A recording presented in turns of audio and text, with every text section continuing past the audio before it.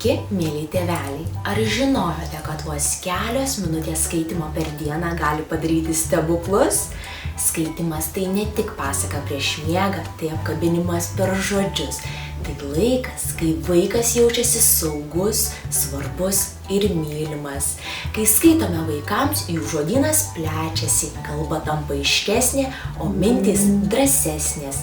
Klausydamiesi istorijų, vaikai mokosi mąstyti, susikaupti, suprasti, kas ir kodėl vyksta.